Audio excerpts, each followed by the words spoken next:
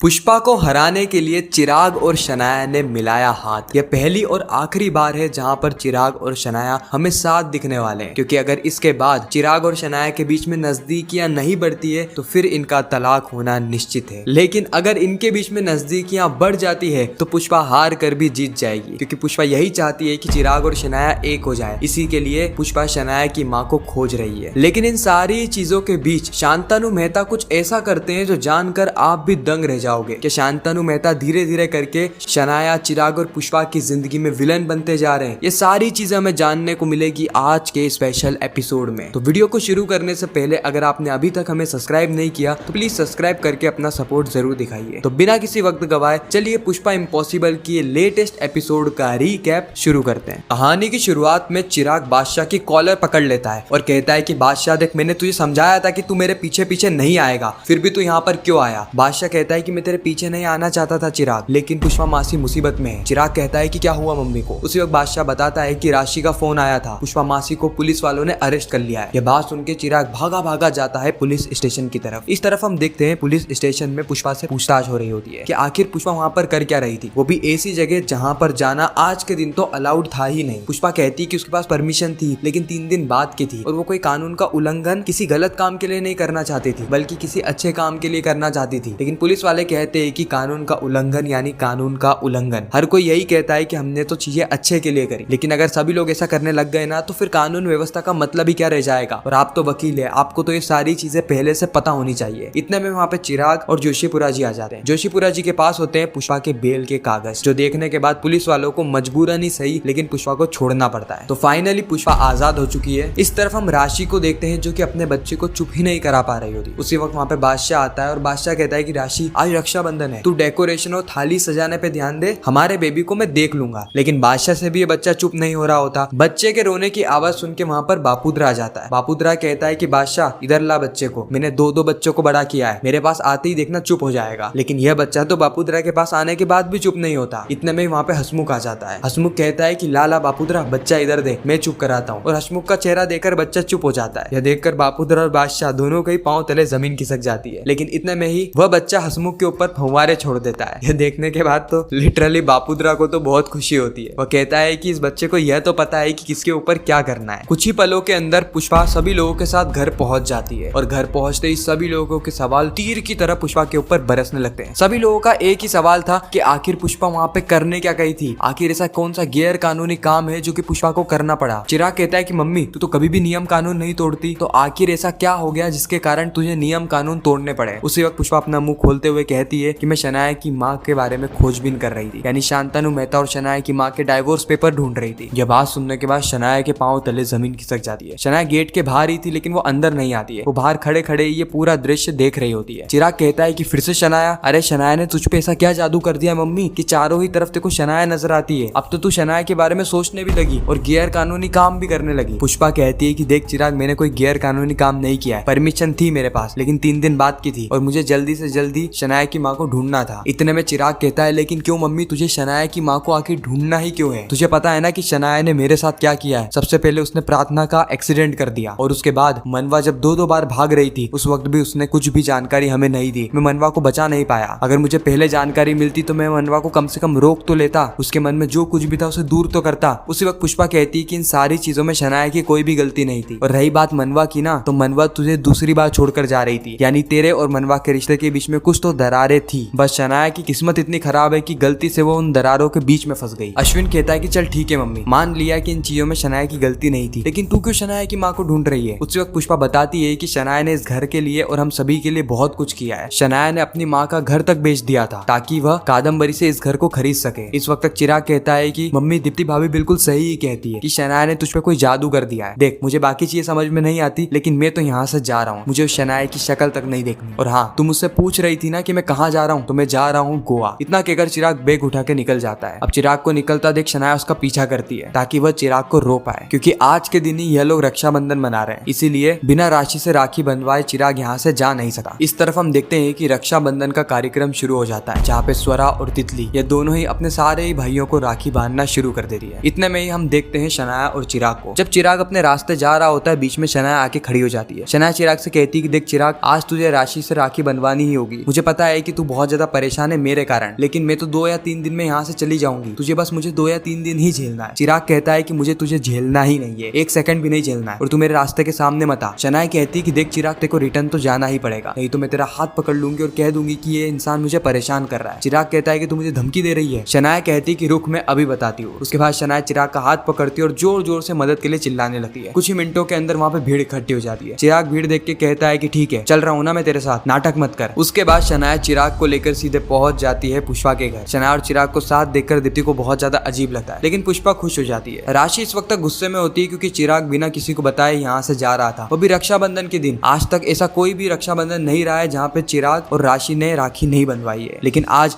चिराग सब कुछ छोड़ के जा रहा था। इस बात से राशि बहुत ज्यादा गुस्से में होती है, लेकिन चिराग के माफी मांगने के बाद वह चिराग को राखी बांध देती है। इस वक्त तक तितली भी सभी को राखी बांधती है, रोशन को भी राखी बांधती है और बापूद्रा को भी राखी बांधती है। इधर हम बादशाह को देखते हैं जिसकी कोई बहन नहीं है। बादशाह का तो परिवार भी नहीं है, ना ही माँ बाप, ना ही बहन, ना ही दोस्त, कोई भी नहीं है। जो कुछ भी है वो पुष्पा से ही रिलेटेड है। इसीलिए वो राखी लेकर आता है और शनाया से कहता है कि शनाया तू मुझे राखी बांध, लेकिन शनाया पहले तो इनकार कर देती है, यह कहते हुए कि 2 या 3 दिन में वो यहाँ से चली जाएगी सारे रिश्ते नाते तोड़कर, इसलिए वो कोई नया रिश्ता नहीं बनाना चाहती। लेकिन बाद में उसे एहसास होता है कि बादशाह हर कदम पे उसके साथ था, इसलिए वो बादशाह को राखी बांध देती है। बादशाह कहता है कि मेरे पास गिफ्ट में देने के लिए कुछ भी नहीं है, लेकिन हाँ, मैं तुझे तेरा प्यार लौटाने की पूरी से पूरी कोशिश करूंगा। उसी वक्त शनाया कहती है कि प्यार लौटाने की कोशिश करेगा? मत कर बादशाह, ऐसा बिल्कुल भी मत कर, क्योंकि मैं चिराग के साथ जबरदस्ती नहीं रहना चाहती। इतने में वहाँ पे राशि आ जाती है और कहती है कि हम हमारी तरफ से पूरी कोशिश करेंगे, बाकी जो कुछ भी होगा वो ऊपर वाले के हाथ में होगा। खैर, इसी के साथ ही खूबसूरत एपिसोड यहाँ पे समाप्त होता है। आपको ये रिकैप कैसा लगा कमेंट सेक्शन में जरूर बताना। बाकी मैं मिलता हूँ आप सभी से किसी नेक्स्ट इंटरेस्टिंग वीडियो में, जब तक के लिए गुड बाय।